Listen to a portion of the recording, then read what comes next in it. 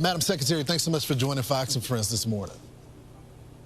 Good morning, Lawrence. So, Madam Secretary, this is the next phase of this. You guys need more beds, and it looks like Indiana has agreed to do this. How long would people be housed here, and how quickly will they be deported after that? Well, it'll be exactly the same type of facility and how it's utilized as our other detention centers. When individuals, these criminal illegal aliens, the worst of the worst, are detained by ICE, they will be processed and go through due process and paperwork and then return to their countries. Obviously, we want them, if they've committed criminal acts or been convicted of them, we want them to pay the consequences of that, but then we will send them home. They don't belong in this country. They never should have been allowed in under the Biden administration, and so that's what this facility is in Indiana, and we're so grateful for the partnership that we're building with governors. We've got several of these facilities that'll come online soon, and it really is meeting a need that our country has to clean up our streets. Madam Secretary, is it fair to say, and I know you guys are anticipating more funding with the big, beautiful bill, but when I talk to my sources, my ICE friends, they say we don't even have enough beds right now. Is that going to turn around with states' cooperation? Absolutely. These states are really stepping up, and they're helping us do it in an extremely efficient manner for the taxpayers as well. So these partnerships are under a 287G program, which is something that helps our federal law enforcement officers partner with these state and local law enforcement officials that want to clean up their streets too, and do unique partnerships like this. So that's why Indiana has come online with the Speedway Slammer. We also have others we'll announce in the future. Alligator Alcatraz was the first model, and the big, beautiful bill provided us the resources that we need to get these beds online so we can continue to do our work. Meanwhile, you got these states, Florida, Indiana, my home state of Texas, that are working with ICE, working with the department. But the Justice Department just released a list of sanctuary jurisdictions, got about 12 states, and then you got Washington, D.C. as well, that they're going to pull up for prosecution. Are you guys helping the Department of Justice build these cases against these sanctuary cities? Because this is clear law. Federal Supremacy Clause says that you guys have supremacy when it comes to immigration laws.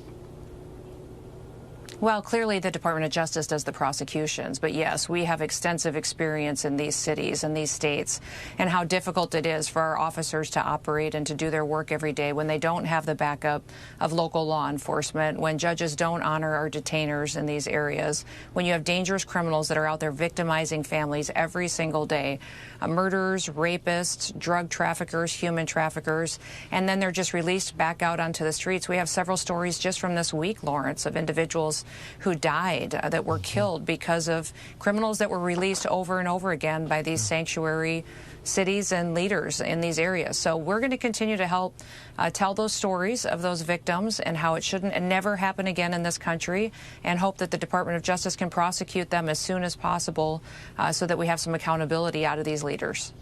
Madam Secretary, the next mayor of New York, Zohran Mamdani, doesn't see it that way, though. This is what he had to say. Let's watch it. This is a dark moment to be a stranger in our city, to be a stranger in our country. An authoritarian government in Washington, D.C. is dispatching masked agents to abduct immigrants from our streets. That is not justice. It is cruelty, and it is criminal. What's your response to him? I can't even imagine how the people of New York City feel listening to that, knowing that that if he were elected as mayor of New York, that they would have to continue to live with the dangerous criminals that are on their streets terrorizing that city right now. We've done so much work there as ICE officers and federal law enforcement officers getting dangerous criminals off the streets of New York. Literally hundreds and hundreds of them have been removed already in New York City because of President Trump's leadership. We need to continue to do that work, and we need a mayor that will work with us and have our backs when we're out there making sure we're going after those individuals. So if he were elected, New York City would be a train wreck, and those poor families would have nowhere to go for help. It's unbelievable. Madam Secretary, I want to talk about your push to get more ICE agents. We know that the number of assaults against these agents has increased by more than 800%. Some of my agents that I know tell me that the number could be higher than that, just based on some of the data that they're looking at. But you want them to join. You want more enforcement. You're going to give them a $50,000 signing bonus. There's an opportunity to get up to $60,000 in student loan payment. This is not the government giving money away. This is a service to the country, and then up to a 25% premium pay. Is it working? Absolutely, Lawrence. This is one of the things that I'm so excited about because we've seen our ICE officers be terrorized by activists, by violent people who want to do them harm, and they have continued to go out bravely and do their jobs and make sure that they're upholding the rule of law. And so our recruitment efforts to hire 10,000 new ICE officers has been extremely successful. Lawrence, as of today, we have over 80,000 applicants for those 10,000 positions already. People and patriots across this country that say, we want to join, we want to help and be a part of this effort. It's overwhelming to see the amount of response and support that our ICE officers have gotten and people who want to join their ranks. So I would tell everybody, go to join.ice.gov and go there and sign up, be a part of this team that is helping make America safe again with President Trump. And the other thing, Lawrence, I would say is we've removed any of the age barriers. We no longer have a cap on how old you can be, or you can continue at age 18, sign up for ICE and join us and be a part of it. We'll get you trained and ready to be equipped to go out on the streets and help protect families.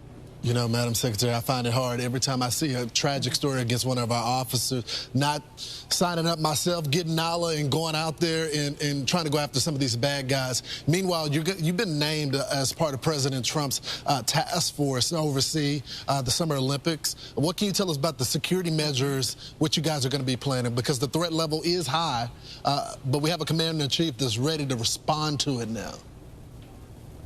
Yeah, absolutely. I'm so grateful that President Trump recognizes the importance of making sure that our country is safe, but also still hosting people from around the world and telling our story of freedom. So the Department of Homeland Security has been given the responsibility to run these games for security measures and to make sure they're facilitated and work with this task force in order to make sure that people can come and compete and do it safely and bring their families as well. So we're excited about this and the team that he's put together with his leadership and Vice President Vance as the vice chair.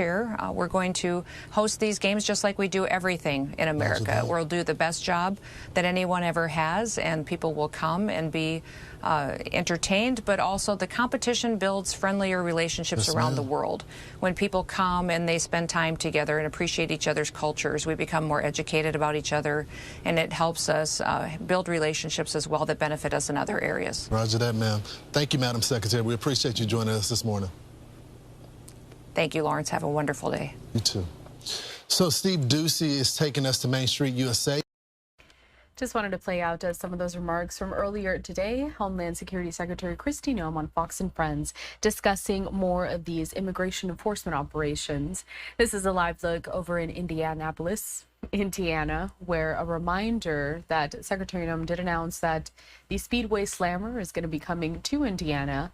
That is a new partnership with the state to expand detention space by about 1,000 beds.